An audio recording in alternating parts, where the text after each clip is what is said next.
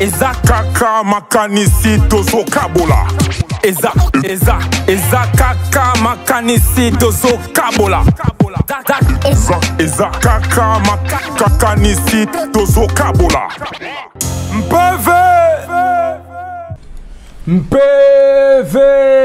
PV hip-hop, PV hip-hop, il y a une émission qui s'appelle la PV hip-hop. Émission où il y a pour nous retomber le mouvement hip-hop. Place au moi Pongi, moi qui dis bah, Elinga qui écoute ensemble, nanga moko et Bokasta, moko parmi baninga. Quand il y toujours PV hip-hop, et ça émission tu auras vraiment limité. Pourquoi limité? Ah, on a PV hip-hop, tout ça aura promotion et banamboka. Pourquoi banamboka? Na bana mboka nde tokozwa solution na bana mboka nde tokozala ete force na biso otozo luka emonana ko sala promotion pour na ba étranger tout le monde a tina na ngote mais Brazzaville les étrangers te Brazzaville za Congo hein so tozo na royaume Congo donc biso na bango pena aller tata bo moko mama bo moko tala ba Congo ba président ça tali bo comprendre que toi mboka moko ya on PV hip hop ah to sala raté musala ko fula ka ba américain ba français et espace na ba on PV hip hop les ala raté PV hip hop za 100% bana mboka émission ya pour retomber le mouvement hip hop ya Congo na PV hip hop parler to za bongo hein na moko o ya kala vraiment ya tongo ya mouvement hip hop o abina kombo ya Boomasta Ibuzi ensemble na ye lelo to robeta ba vraiment solo etali mouvement hip hop ya Congo yamboué te to banda na PV ya lelo tika na pesa pe ya mbote na bisi connexion na pasi na Otis na pesi bango vraiment merci belé na kulutu wanjo lenga avant to banda total na peto telema pour tombola o ezali bongo benele na biso quoi na ntiembo ya lokumo lokola to zape na moya indépendance voilà PV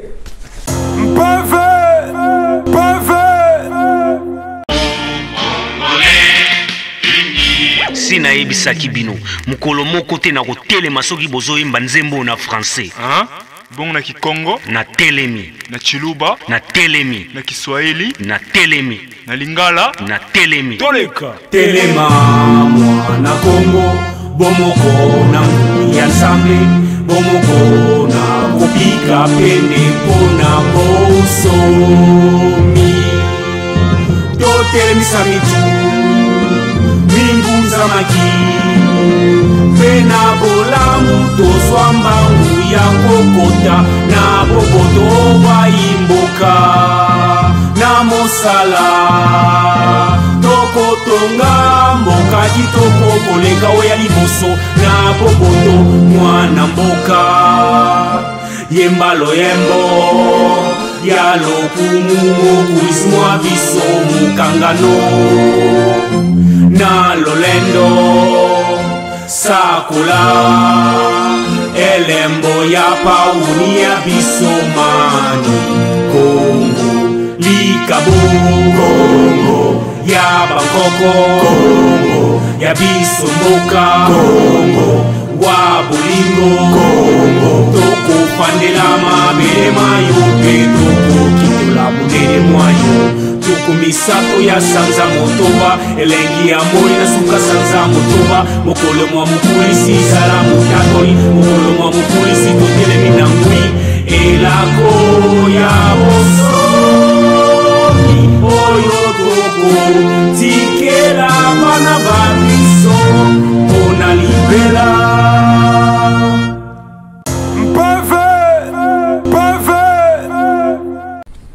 Voilà, PV hip-hop, yango bilengi, wana toto tombola, bende na bise le drapeau et ça livre vraiment kitoko makasi. Voilà. Tout peut ça mbote, hein, yenani, Boomasta Ibuzi, hein, moko ya invité, hein, ya PV hip-hop, hein, ya moins joint, hein, moins indépendance. Mbote Sta Ibuzi. Mbote Bokasta. PV. Voilà, PV zali, hein. Si. Voilà le quoi PV Saline dans une bakiosa muto to banane ma masolongo ya PV hip hop depuis le début dans zala qui la partie ya beta les solo siko non CP là au beta la biso ba vraiment solo parce que ma solo on déjà beta kango siko na format to comme nango lelo et zala bien ba to nyonso ba ope ba ratarango au beta la na bango partie beta les solo na et ça va vraiment bien makasi parti Betali Solo quoi hein? Début à carrière na yo Boumastai et bandi wapi ti lelo quoi ngai hip hop bandi le roi ba MC Nyo Sotea ngai hip hop déjà dans ton équipe Tsamke na fa na ngwaka tu vois na quartier ngwaka côté ba Bebson ba outi côté ba Fleu outi belé wana ba années 90 déjà donc tema Bebson équipe master ba grand frère nanga puisque crâne master ba grand frère nanga Love Kombe Dikoko bango tout ba master ba grand frère nanga à partir de là, on a amoureux hip hop, bani na kota bani na chamutu mais na zoki me espace on écoute on a plus crâne donc plus crâne parce que non bani dans ça mouvement mon cours de marteau de la nature intéressé voir le Bob Fumbo bon bango de côté bazali moi bika mambote eta ba massa pour moi na kitoro trop le mouvement coli la zuma touche comme curieux vu qu'on les arabes flotte dans ce solingi au rappel fort il faut qu'on ait un rappel le rapport d'air fort et c'est que na motambo le bitambola tambola na kitiba rombo na côté sona ba cool modi na colisi flow na kutani tina fana chez Kemodis Kemodo Dimola le vieux à Pisco Crâne yene muta fani singa sous flow flé fani makas donc basoto no bete bien na ezama soda ba 90 91 92 bah c'est rien à côté na le cocaïne côté ça n'a rien à voir parce qu'à l'époque pour nous rapper il faut rappeler que la gamme du coladrome instrumental aux angwa donc il a normali morobo et belé zo mabiso mais le roi dogi ba mourir à flot tout singama masolo wana côté na les métaux na beti moi 2 ans dans les métaux na dans Star ma cause na James Stock na mon qui déjà il a plein de chocolat déjà fait un mouvement na mon ça beaucoup flow na invité spectacle c'est comme DJ Pat à Koufa et puis associé trop donc ça a quitté après 2 ans dans Star et puis à s'adhérer sur un mouvement tout fait misili solo quand n'engage la rarati bilo et commis tout moment sa carrière solo mais tout pas projet assez séparé ubika les à la rame toujours ubika punchline rosan n'était pas old school il aura calé ça masika parce que il aura si que ça tenu sur ça jacala donc là on est pas expliquer ba tenir en ozo ba mise en jour ya nini donc voilà justement Boumastai PV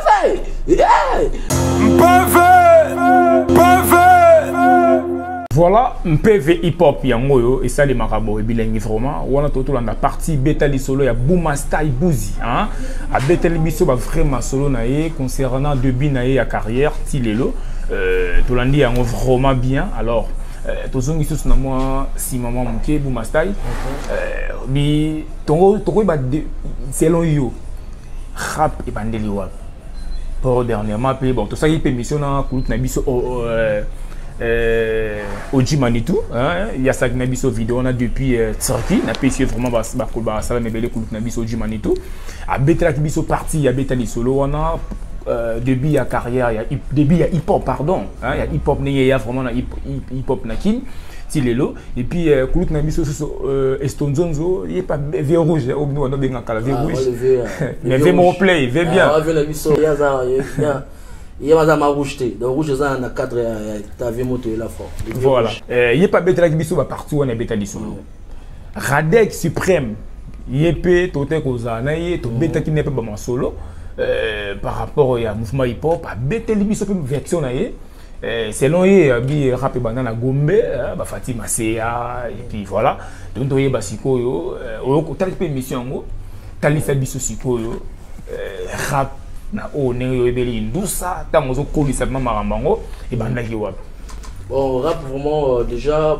tant sur des kaibété rap déjà depuis 88 déjà rap côté déjà la kin déjà ils avaient fait le monde peut-être dans Boston comme Star Wars qui ont très bien fait le monde ngenda voilà justement famille ngenda ba des states wa bana bango bagena ba coupe wana ba ngema ba hip hop ba bina ba patin ba ni et affecté ba vient na biso ba fait le roi ba MC Cheki ça ba Stonjonzo parce que ba vient ba mbiaka par rapport à la carrière na biso rien à voir donc Tisman à partir de ces mois 88 rap j'ai côté déjà Fatima Goto non ba bande ma solo nante loin de là au bouca parce que avant Fatima les guérisseurs ils étaient déjà groupe rap déjà ils avaient de la Gombe avant Goto Fatima ça va déjà Fatima bande premier groupe battu clip na écran on a Goto coup de chapeau et quand tout est véritable. Donc, premier concours à hip-hop, il s'est Kinshasa en 1990. On a appelé ça des bifs, rap. Imagine le cas là, je te dis à l'époque où il y avait tellement de hip-hop, de rappeurs à l'époque, de danseurs à l'époque. Fatima Touré sur la Fatima. Même sur le même guérisseur. Et après là que guérisseur, mouvement, tout le monde va combo, machin et tout. Fatima, tout a été, on s'en fout. Et bien, on a terminé en septembre noir. Sur mes éléments nationaux, bêta et ça rime pas. Avec peut-être côté où tu es dans la télé, Fatima, avec un peu attiré par rapport à la flore. Mais moi je me souviens que dans mon cérémonie à l'époque à Candy Shop, donc souvent sur nos cas, il y a raison avec 50 cents parce que tu vois, les gros bras machin, tu vois. Souvent ça rime, tu vois. Mais old school, coup de chapeau. Donc avec c'est qu'on a quitté. Bon, bah, si on a bien serré de gâter. Parce que là, 90, 91, 92, parce que là, avant pillage, après pillage, je vais dire que mon Yo, il est quand Koyebe c'est trop fort, hein, parce que comment on a eu quoi? Les gens va sérieux, va se Candy Shop. C'est à 50 cents, parce que là on a deck. Et souvent dans son monde dans une image avec 50 cents. Gros bras avec les arabes. OK, par rapport à Masnae. Il y a Masnae genre avec syndicat chakal. Ya ninga bo wana ngo tonde mapeka. Te ça gros bras. Gros bras mais avec les arabes. Voilà, mais ceux qui solo ya qui rap et bandana Gombe et depuis Gombe et qui pose à solo ya solo pour ba venir biso na ngenda wana bango bazara ezara entre Tabora, ça dit déjà séparation Gombe na Barombo ils a venu Tabora, ça dit la viande qui bazana kati bazana foncer mais ming te baga ki ba mpesa rande trop ta ba non comme mpesa trop côté Barombo la pour expliquer au moins la quartier ngo bazana aveniment là-bas là besoin Gombe oui mais tout que là besoin ngwa ndé mo la Tabora comprendre yonga no tu qui za Gombe pour la biso to fa de place wana biso to na ba bouclier to fa na ba citas to fa na ba ngwa et qui côté que za Gombe mais ndenge ma rêve se ya Gombe te mais ndenge mo qui a transparence ma Bercel ne va logiquement dans les amba Gombe mais on s'embrouille tu vois moi vous lycée nga ici et le radek le baki à mon selemba mais moi ja abimisa na moi mon afula voilà on est des rapports tout déjà après ça moi bien quoi mais déjà on a expliqué tu sais na Barombo tous un rapport va c'est 30 ans dans la flow 31 ans dans la flow là c'est de tard de 90 style la nègre en temps ba old school déjà regarder la troisième vague ba old school si le foot le bango bien on va 2000 sur 2004 il y a 45 vague nga to masuri sama nga za déjà wana nga déjà 90 na déjà wana na déjà live rap live ba rapé ba betara na be simatem tout est bien go freestyle que na parlons pas chola tikalam mais on sentit que mbanga tina ba passe mais ça mène pas comprendre betara pendant la live betara de la gamme betara donc kozaka rapperté c'est là artiste comprendre voilà pour tout Bebson pe to betane mwanda mwali solo mais là en privé to yamba pe na PV pour tout solo bien attendez c'est une vraiment qui bokasta et moni na kala il y avait pas les studios donc ça dit biso c'est là qui cassette hein radio c'est cassette mo beti trop ma batterie ba nini koti bolongoli na cassette na radio on a boti na radio mususu pe cassette mususu ya ndiko beta bokota bokoti si voix bolongoli cassette boti na radio oyo boti su cassette mususu bokoti si backup donc si nzembo bima donc ezali vraiment musala makasi alors bakulutu vraiment basepe musala makasi na kasa masolo oyo par rapport à l'évolution les deux causes na ndenge nini est-ce que oaka na moi vitesse wana lokolo ezali ou bien okokota lokolo te mais déjà par rapport à kilelo mais déjà pour le monde moi bomanga ndango kilelo oh là là il y a tout se comprendre déjà rap tout on rap kala na rap lelo moi changement exact déjà ils ont été mal les kala il est au moteur c'est que donc il les a été qu'il les a plus dans la production parce que c'est quoi bazar producteur bazar il y a des la belle les ali ils ont fou là mais c'est là que la belle les a raté la production a raté tu aurais vu souvent pour ton producteur OK en moteur mais selon les autres mais les lots à petit au retour des clips na campé boyo mutumo habité petit na ciao poa ça arrive tout le monde a la chance de sourire bah bélé mais le but que ça un clip na cause un peine chose à rappeler on aura pas fort mais faut va comprendre que la plupart des bateaux ça à la surface rapidement tout bon moi c'est que ça plus bateau bah font la ranze là bateau va kemba fort batika dans l'espace Dans le rap, ils ont raté qu'il est là. Parce que ils ont ramené que dalle. Bah, ramené. Bah, il y a la trap. Bah, style nous, il y a la mode. Bah, les Messi rap. Au FB, on a F5. Bien, bien, non, non, forcé, souté. Déjà, il faut que bah, rappelle tout le monde en a qui bah, on est pas dans maman moro. De bon, tout va au dire on est moro. Killer. Il y a un trap. Oh, le school, nous s'en rappelle quoi trap. Puis il y a un bête, on peut sans même la punition. Donc, au sein constant, et que Yemoro, bon, j'espère pas Yemoro aux Arabes, on t'aime bien encore, Yemoro, Yemoro, trap, les années. Voilà. Tout le bip est moins trop. Non, c'est classique. Tout le monde boum mastai. Avant tout côté ma solo, on a production. Il y a mon producteur en Europe. Au Rosan de Mikolo. Tout le monde entend la freestyle mon quoi. Pourquoi pas? Et ça me bien quoi. Tout le monde boum mastai à Zanam. Tout à Zat toujours quoi. Voilà. PV.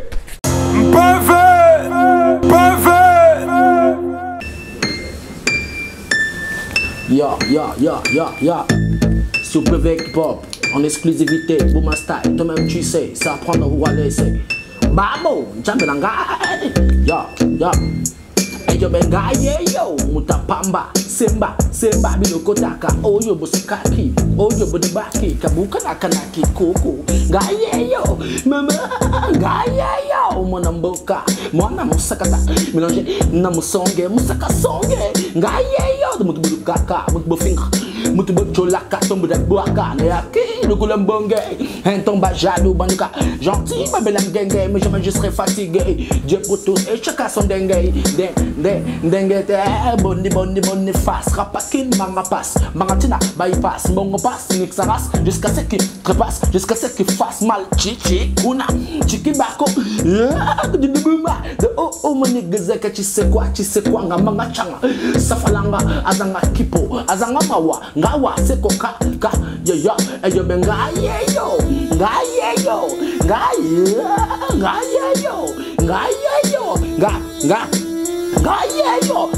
ya, eyo musaka songe, musaka songe,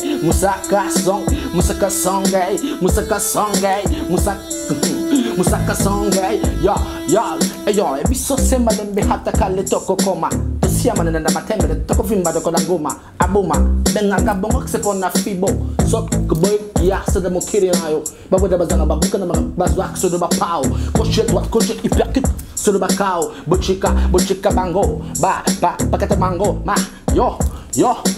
Laissez-moi ce petit de microphone de Bouma Style sur le beat, toi-même tu sais, sur PV Hip-Hop, yo. Foutez dedans, faut style de la scat, de placard, gars. Et je vais, wana, de tête de boîte de masto CD, de la fille sur le médé, mais de ma cofina, c'est la face au drac, na.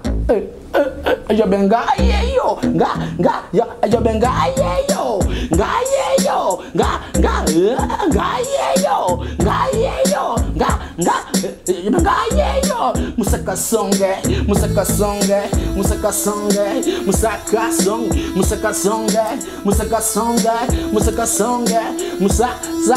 musaka songe, yo ben s'il vous plaît, aïe mais s'il vous plaît, yo mais s'il vous plaît,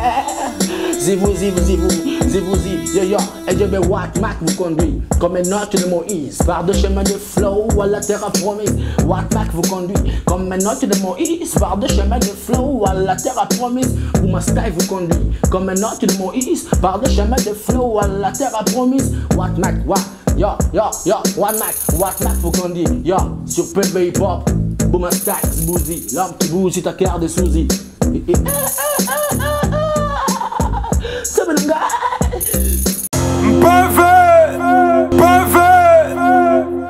Voilà un PV hip-hop, non, c'est la pour freestyle boy, ils ont soutien.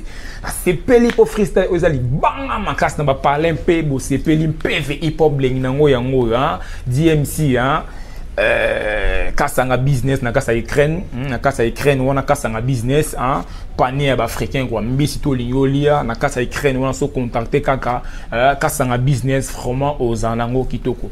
Tozongi chez Bouma Style Bouzy, betela biso li solo ya production na yo na on a bon producteur na yo kulutu wanjo lenga lokolo paka et puis na collaboration na bango bazara nango na BC Connection masolo ke ndeni kuna masolo ke 4 normal quand même ba 43 masolo ke toko fibo sentiment trop quand on passe de gens on peut se mbote mingi kulutu koto zali mbote mbote pe na pasi na otisi si bon tout quoi yuka équipe ya studio mekela kanda nem so ba sonta wa nini insu asalinga ya beti sona gaz c'est un mauvais instrument on se retrouver ma mort maman a mis les chèques qui style beti le moins pour comprendre oui tout ça là hey ya cha boanya na mutima no pote bolinga o bebe te pese semelia o tina tekio kima la fsheri kulwa kuchiga na kwa la pom bingazo masa boy bazi wapi bilenga boy nganga natanga so ngai mbai bomingai bumastai misupai mr pai laisse-moi te dire que je t'aime juste un extrait limité c'est pas la peine écoute on a vu mais projet si déjà bientôt clipé ça les ma betona gaz boson be dans lingali sexy gal chérelengi lokola bébé abomingai ngai ya chuengai abomingai na samba on lingali plutôt on peut essayer on va essayer car on va essayer voilà la mon le 24 juillet ça vraiment ko ina parce que boom start si vous za laona jour la opération Poitala c'est jour là c'est là yubi pas tempérament na ngati à part ba concert bien à part espace mutu moment na suka bani c'est pour cause monani nana nengia sa freestyle nana ndi yobika ba peut-être ko baza encourager Jean freestyle na ba freestyle pe za mukolo wana to tap na ma concours jour wana o pas ko freestyle pe bien bon aka moi peut-être c'est un peu hip hop et sungi na moi na moi ba promo na moi ba promo malgré old school parce que dans la old school terrain old et ba petit moi mutia comme lieu pe carrière ici ko comme on a déjà il y a pas de rap parce que mon tout déjà n'importe quoi dans zela c'est tout que ce temps on a ôté au pouvoir tout au rapport fort parce que les gens perdent sa temps donc ce petit fort que le kangaku tu c'est encourageant donc il tourne parce que il faut relever ça là là c'est vrai donc les gens dans les petits impair bon ça c'est logique moi je trouve que c'est logique donc bis avant ton collègue moi qui ont lorsqu'on a vu ce méthode collègue au moins ba teka bon est-ce que teka bien basé vision n'importe parce que souvent à côté on comprend raté parce que na vraiment dans un teka musique na za raté nga na PV bon d'après la rumeur ba teka mais bon d'après évolution il faut ba tu vas bien en mise en jour d'angwana parce que maintenant ça rapporte petit bazo ba producteur bazo ba manager bon on est qui tourne mais voilà tout continuer ma solo na biso un PV hip hop bon ma stati bosi tout en bien moni aux MPV hip hop toi de côté moi muke na rap à Congo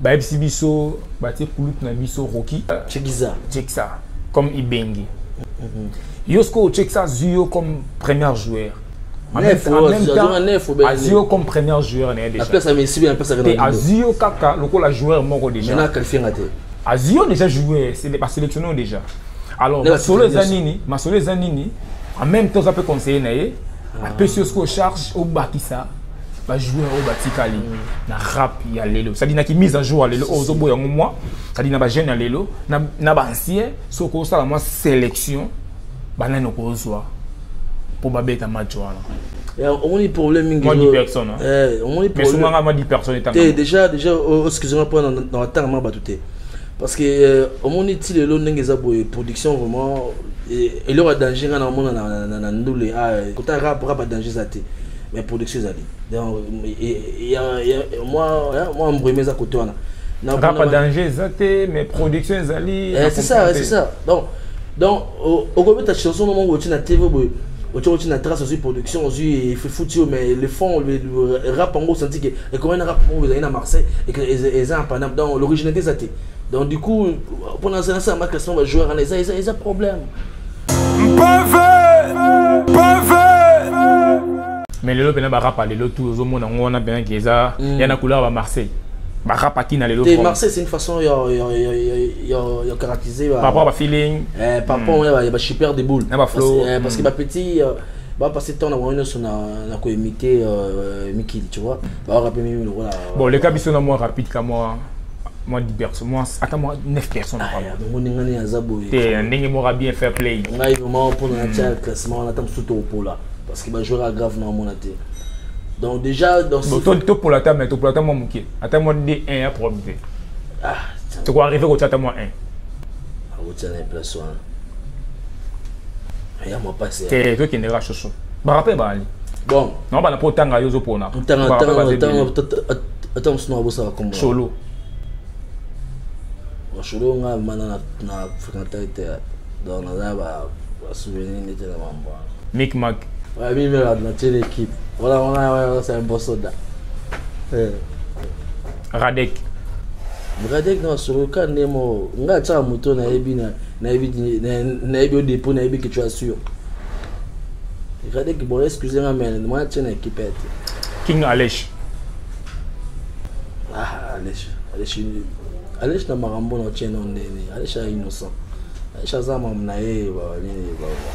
Bastine on a Victor Marais. Ça mon mnae. Gaz fabuleuse.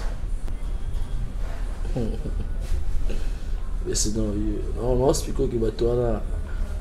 Te mais il va tchete. Il peut nous tchete, téléphone. Non tchete parce que déjà on convainc que moi ça va. Bah peut-être pas la chance de moi bien ça va impact mais tout temps l'équipe nationale Shadow Barazizo. Shadow nini ba Bandal. Yolo. Shadow c'est donc Shadow pas bunda bien. Les attaquants. On a eu bi Magneto. Ouais général mon général face toujours on a. Ça vous en raté quand même. Ah, ngape mutangi ba inanga nena tangi yete anga ikisasa ba rappel ba lekembele battle. Ah battle ba solo ba Radek ça va mikata chanson nga ba to ibanta on tcha bonde LM Soldat. Ah LM Soldat là rappeur studio on va on botte Jazz Booz. Ah Jazz Booz na RDC on a to ba na Magneto va présenter la rappeur va ni na mon qui na sentais que moi grosse gueule mais je suis pas fan na tchete Jazz Booz yo ningo zula to ba tata moi ba serre pas bassi pour ça appelle moi bien quoi pour ça appelle moi bien Excel Gross la la fan na ti alors tu Rinka old school. Rinka. Ouais, old school. La vraie Rinka. Rinka, non bien Rinka. Rinka. C'est la biso moko mikolo Rinka. Abane pe rap kalate. Rinka kala wana we. Rinka, c'est na biso mo mikolo yo. Ato peut-être featuring mona we rapper boy. Ils avaient bien ma casse. Oli misanga me. Anenga boy teme. Ngala bi Rinka we original. Solo wana tika masolo flow wana. Voilà, vraiment rapassi pour notre salle la sélection. Vraiment rapassi. Boni basangwa beaucoup flow. Beaucoup flow, disons Mikolo. Apparemment Bokaboni sous Pobino, ils ont un bozuni, un Bokaboni et Arani. Donc déjà ce que tu as dit Kaboni ils ont na kena suma wam record. Donc ba mon na subiso mana tout ensemble était. Il est à exploiter style Moussousou. Je beaucoup flow parce que moi j'aime trop vraiment ramener du vrai flow. Donc moi j'aime bien le canabéta. La TV, on a même tout le monde assez sexy. On a le canabéta, ça arrive jamais.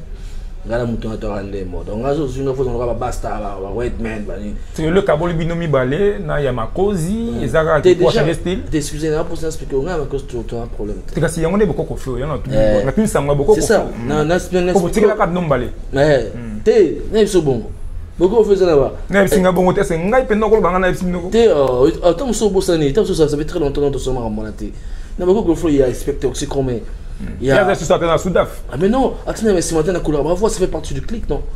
Qu'est-ce que tu crois? Et Mike, tu connais mec qui a mis Shredek. Oui.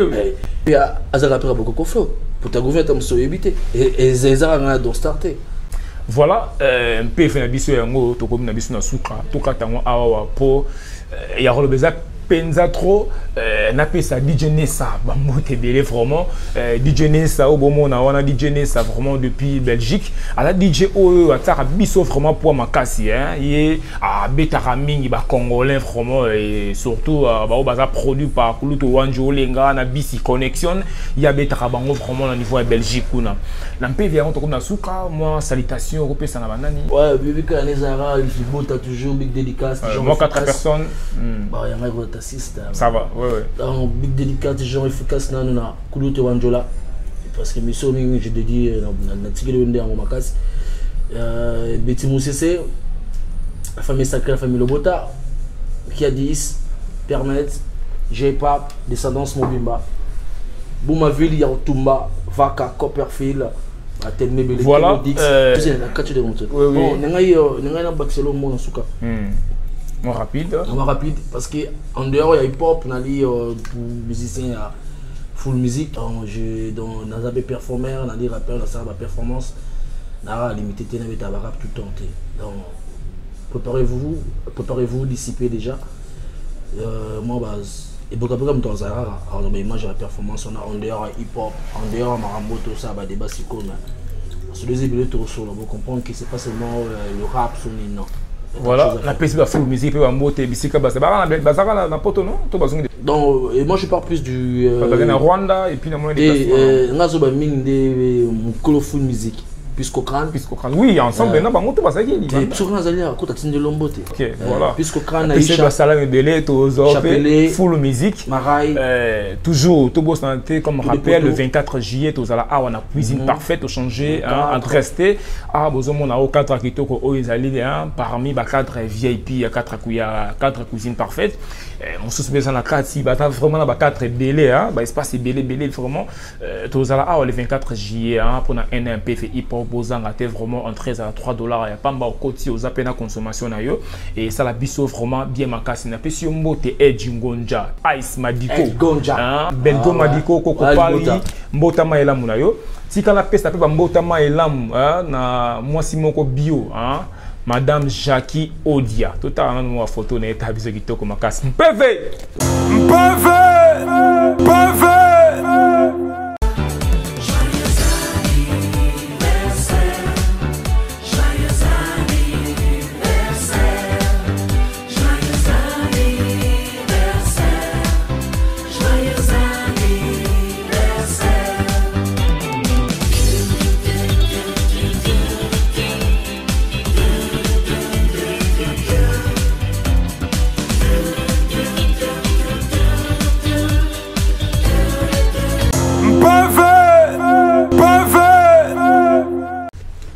voilà PV hip hop yango yo to komi na biso vraiment na suka honorable Jean-Jacques Mamba na pesi wambote belé Rissel Bokobo ba salame belé ndonga wane lumbala depuis Paris soit vraiment bambote na yo PV ezala kati na bino bo continuer ko abonner toujours na chaîne biso YouTube et Boka Style officiel TV merci na Bruno Zinga na sima ya caméra vraiment pourquoi pas na yemoko le maître Mavinga ditomena moi na KTV ya solo Kulutu Gama na pisa pe mbote belé na Kulutu ekofongoi mpv